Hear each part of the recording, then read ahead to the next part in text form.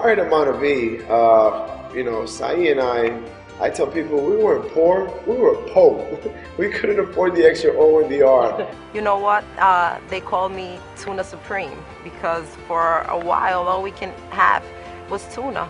And you might say, you know what, tuna fish is not that bad, Mike, but once you eat it for more than 2 years straight, every single day, I mean, tuna fish becomes pretty pathetic.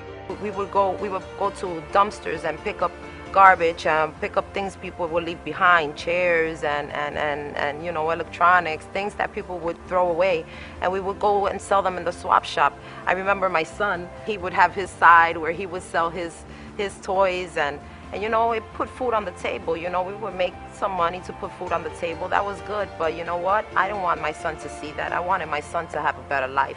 You know that this is one of the actual dumpsters where we would come to.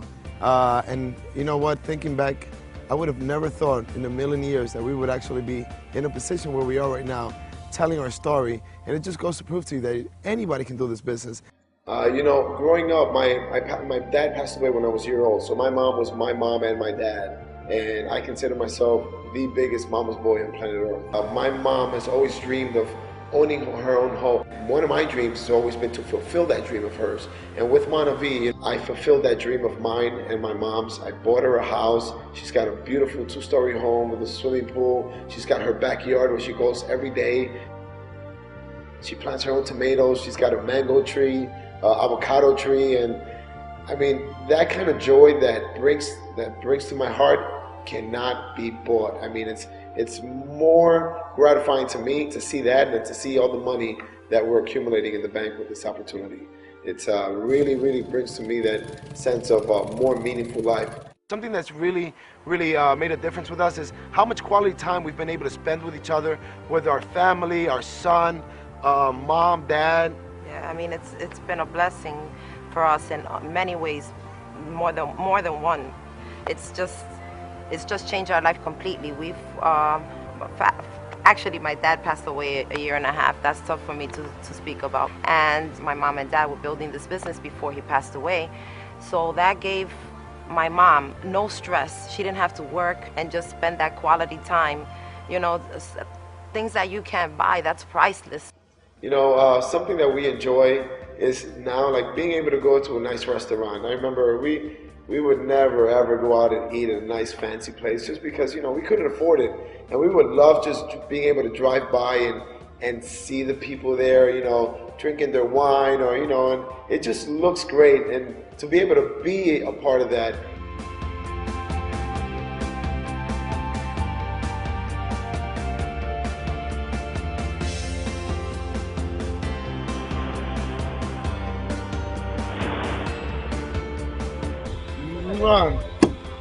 My baby.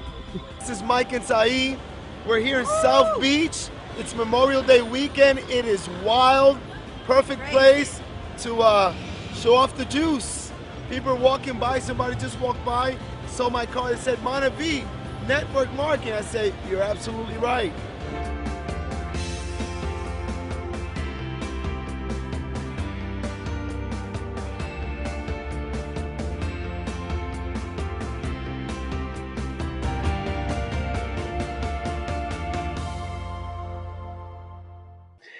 Today, my son is making amazing music, and had it not been because we put that aside for a little bit and went and, you know, secured our future, we were able to build him a beautiful music studio.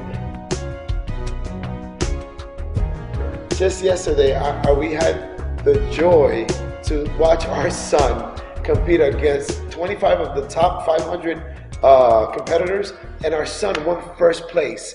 You know what? I thank God that we did this, because now we're able to secure his future.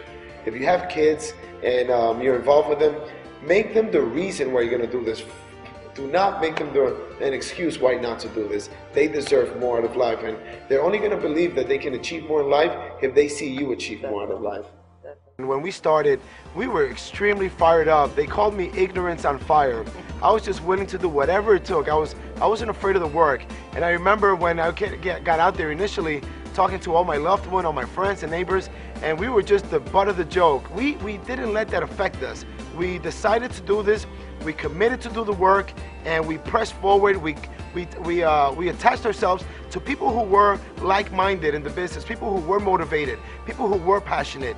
And it's something that you're gonna deal with in building this business. And it's something that you cannot allow people to affect you. Nobody would come to our house for tasting parties when we started.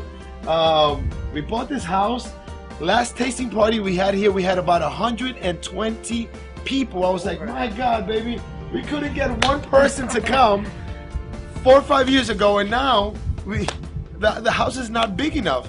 All those people that were making fun of us back then are looking at us now, and they are now a part of our business. So it's just a matter of you making it happen before they believe, and then they'll want to achieve the same thing you did. Come on, baby, go Diamond. Life, baby.